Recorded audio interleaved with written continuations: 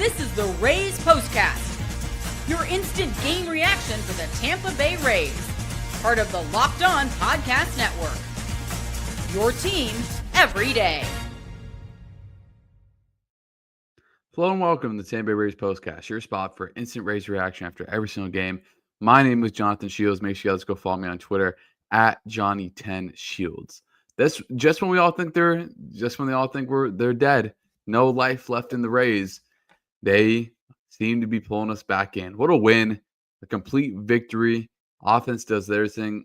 Shane Baz gets his first win since June. He was so good tonight. So incredibly happy for him. And we're going to talk about all of it. We're going to talk about, are the Rays back?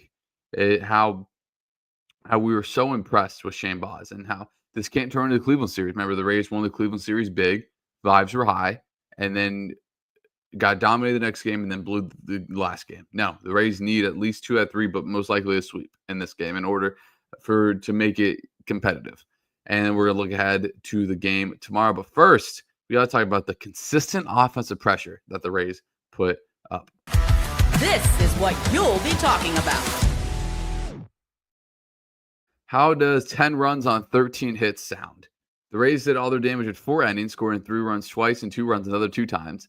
And it was so good to see. This Rays offense carried that momentum over from the National Series and brought it over here. And we've talked about, I don't have it as a bullet point today, but when the Rays hit home runs, they win. It's as simple as that. When I think the Rays, if you go back to the Cleveland series, they hit a home run the first game of the Cleveland series, they won. They hit a home run the last game of the Cleveland series, they should have won. They hit home run every single game in the National Series, they won all of them, and they win this one when they hit a 3-run home run. It's not rocket science. The Rays are better, just like most teams, when they hit in home runs. But it's so drastic when the Rays, when they are hitting home runs versus when they aren't. And the turning point comes with a big unicorn home run in the second inning. Time to reveal where the game was won or lost. It's the turning point. Fortes is looking a lot more comfortable at the plate. And now, this home run that he hit was a home run in one stadium. And that stadium is Steinbrenner Field. But it does not matter because we were playing in that one stadium. And he's just looks a little bit more comfortable to play. He ripped another single against the lefty in the 8th inning as well to set up the Tristan Gray home run.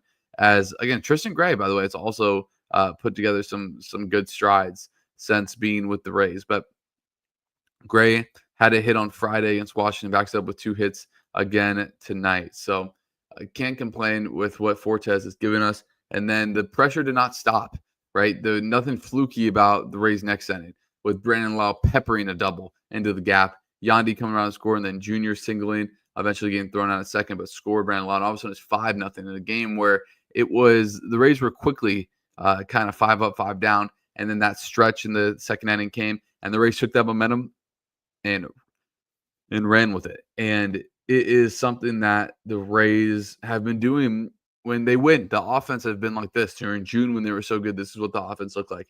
And it's the guys in the middle of the order. It's Lau, Yandy, Caminero, Mangum, and Chandler even got a hit. So it's the big boys unit for the Rays. And then you get the additions from Tristan Gray and Nick Fortes just to round it out. And then Yandy with another double to score 2. Then Junior obviously had that CNI single to score Yandy. And then Tristan Gray, man. Again, he's put together. He was bad when he first came up for the Rays. And I'm going to be completely honest with you that he was. And his last 5 games since Tuesday, the Yankee series. So he started out his career. I remember he was, I think, 1 for 16 or something. Yeah, he had 1 hit in the first 3 weeks he was with the Rays. Since then, in his last 6 games, he has 6 hits. He's really starting to do some nice things in his role. And, you know, this was his first start since he started Friday or Sunday yesterday against the Nationals. But before that, you know, he started the Friday of the St. Louis series. He had 9 days between starts, and he continues to produce. So I wanted to give some props to Tristan Gray because it's tough for the position he's in. You know, he's a guy that's been predominantly a minor league player in his career, and he finally gets an extended run in the big leagues, and he's not playing every day. In fact, he's sometimes going more than a week without playing and seeing live pitching. And, you know, the Rays were able to, or Tristan Gray, matter of fact, was able to take advantage of that. So happy for him that he continues to have some success. So the $1 million question, are the Rays back? What do you define as back? If you're putting, if you're saying, Johnny, your life's on the line, are the Rays going to make the playoffs? I'm still saying no. I still think the Mariners are one of the best teams in the American League, even though they're on a little bit of a slide right now. But if you're going to tell me that the Rays are going to keep playing like this, the Rays are 4.5 games back now. The Rays have not been 4.5 games back for a very long time. And if the scores hold, everyone in front of them on the wild card either didn't play or would have lost. It could become a dream kind of night for the Rays. They've won 4 in a row, 7-3 in the last 10. We talked about it coming in that this was the game for the Rays this was the homestand for the Rays to make the run. They play the two teams that they're ahead of them that are going to propel them to not have to hope on other outcomes to gain games, right? It's going to be in their own hands. Again, I'm not saying the Rays are going to make the playoffs or any of that. The odds are still severely stacked against them. But if the Rays are going to, this is the step in the right direction. This is the step the Rays need in order to do so. And it starts with having a good homestand. Now, this is just one game. The Rays could very well lose the next 6 games in this homestand, but they're playing really good ball at the right time. And even against Cleveland, I thought they played well outside the game where the lefty dominated them. And if you look at the schedule that the Rays have had recently, ever since the Mariners swept them, the Rays predominantly has played good baseball. The Mariners swept them. They won a series against the A's. They won a series against the Giants. Then they lost the 2 against the Yankees, but won the series against the Cardinals, lost the series against the Guardians, and swept the Nationals. Now just won the first against the Mariners. And, this is the first time the Rays have won 4 in a row. Man, you got to really go back. And I don't want to go back that far. So I think it's definitely before the All-Star break since the Rays have won 4 in a row. So this is the Rays' longest winning streak of the second half. And why not? You got a month to play. You got what, 25 games left. So you got to let it all hang loose. It's now or never. And the Rays are really playing with that type of attitude. This really is now or never. The energy was there. BA commented on it during the broadcast. The energy was there. The enthusiasm of the Rays was there. The fans were hype and obviously helped having Randy back. But yeah, the Rays were playing inspired baseball. And they kind of hold their fate in their hands. Want to make things interesting? Go win 2 more against the Mariners. You're going to face their 2 best pitchers coming up.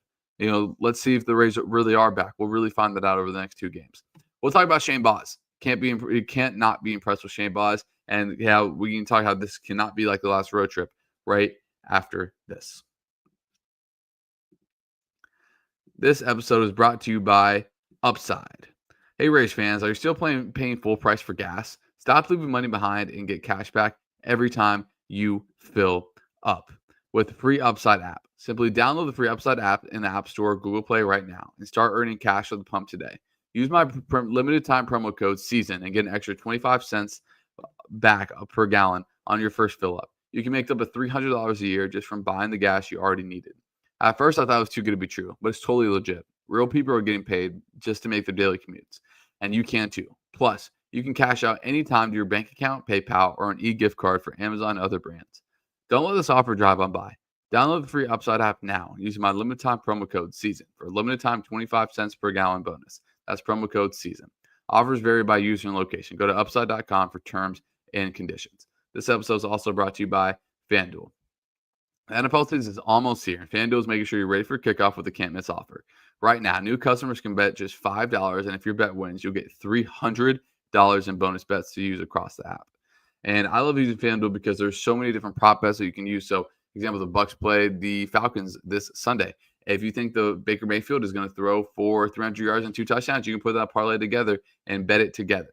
So are you ready to play? Download the FanDuel app now by visiting FanDuel.com to get started. That's FanDuel.com to place your first $5 bet. And lastly, this episode is brought to you by PrizePicks. This episode is brought to you by PrizePicks, the daily fantasy app where making the right call can actually pay off. You and I make decisions every day, but on PrizePicks, being right means cashing in.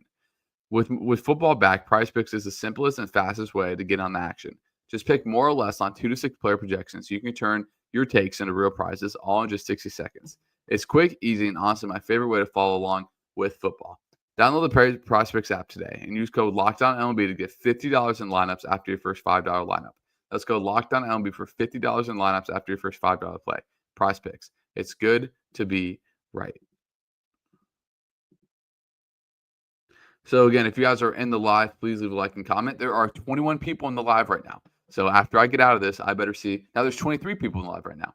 After I get out of this, I better see at least 23 likes on the YouTube video. So please, if you guys love the Rays, love a big Rays win, leave a like and a comment. We'll be getting to all your guys' comments momentarily, but please leave a like on the video. Again, there's 21 people in here right now. Better see 21 comments as I get out of here. But let's talk about Shane Baz, because Shane Baz is our player of the game. This is the Locked On Player of the Game. About this, the past 2 games, you've kind of seen why the Rays have stuck with Shane Baz and why they're so high on him. 6 innings, 5 hits, 2 walks, 6 strikeouts. This stuff was filthy tonight. And his strikeouts came at big points. Kind of ran into trouble in the first inning. First inning has been a little bit of an issue for him. Got out of it. And the second inning, again, continues his dominance. And I was interested in his pitch selection. The knuckle curve was his most thrown pitch, and he threw it mostly to righties. And his velo on it was up. He threw one at 89 miles per hour. His velo on his fastball was way up as well. He was touching 100 regularly. He averaged 97. His velo on his cutter was way up by 3 miles an hour. And those were the main 3 pitches he threw, sprinkled in some curveballs, changeups as well. And all those pitches had higher velocity on them. And Shane Baz now has back-to-back starts where he's looked good. Back-to-back quality starts. Last time, obviously, went 6 innings, 3 earned. He's now gone 11 innings without allowing a run. That's pretty big-time stuff for Shane Baz. ERA gets below 5, which is what the Rays needed, man. I mean, that's just so good from Shane Baz. So happy for him. Love seeing him let out that emotion after that last strikeout to end his night, too. Look, Shane Baz, like all these guys, we can get hard on them, but they want to do good, too. This isn't just a Rays fan thing, right? They want to continue what they've done in their ceiling with the Rays this year. And the ceiling for Shane this year has been dominant. So I wouldn't say he was dominant tonight, but he was really freaking good, to say the very least. So the big concern I have was this can't be like the Cleveland series. The Rays won big against Cleveland. The vibes were high. And then they got shut down the next game and blew a lead in the third game. This needs to be the one where the Rays take the momentum here and take the next step. They had some success against Brian Wu, who they'll be facing tomorrow. They got their ace going on the mound. They need to take the advantage and go out and continue to gain this momentum. If you win tomorrow, you're playing with house money on Wednesday, going for a sweep. So it all starts with the game tomorrow. And let's look at the game tomorrow. It's going to be Drew Rasmussen versus Brian Wu.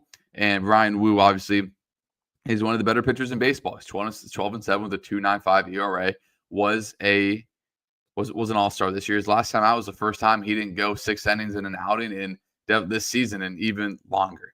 5 2/3, 6 hits, 2 earned against the Padres. He has not allowed more than 3 earned this entire month, and he's just been really good for the Astros. His last time out against the Rays, or earlier this season, he went 6 innings, 7 hits, 3 earned, 9 strikeouts. That was obviously where the Mariners swept the Rays. And in that game, remember, the Rays got down 4-0 early, then they made it 4-3. Ha-Seong Kim had a huge game that day. We'll talk about him in a second. But look, we know what Wu is. He's going to throw a ton of fastballs. The Rays need to be ready to hit. Wu does not mess around. He does not walk many people. And, he has 6 walks in all of August. He had only had 1 against the Rays the last time out. He does not walk many people. He's going to be in the zone with that heater. He'll sprinkle in the slider as well. But the Rays need to be ready to hit the fastball because he throws it and he throws it in the zone. So hopefully the Rays will be ready to hit that. I was interested because Castillo struggles against lefty. That's why I saw a lot of lefties in the lineup. And Wu is really good against both. Lefties hit 208 off him and righties hit 206 off him. So you're going to see the Rays kind of traditional lineup in there. And it's going to be interesting to see. The roster's expanded. Is Richie going to get more of a run? Is he going to play every day?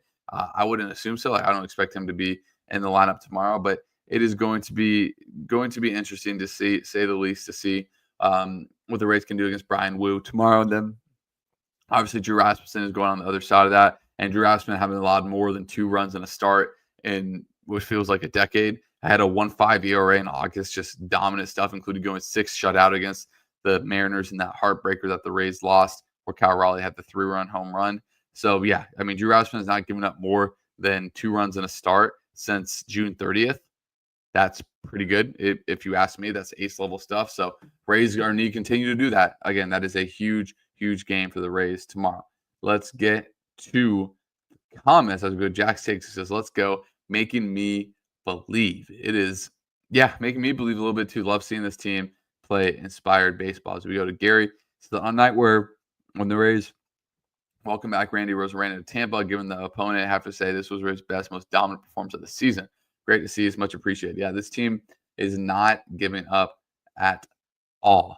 as we're Gainer, this is completely right. Jake Magnum's work ethic is thrilling to watch. He plays the game hard, man. You love to see it. Absolutely love to see it. As we would Gary. Anyone else stunned with the waiver claim of Ha-Seong Kim by the Atlanta Braves? Didn't see that coming. Saddens me to think we didn't get a full season of Kim. Let the Carson Williams era begin.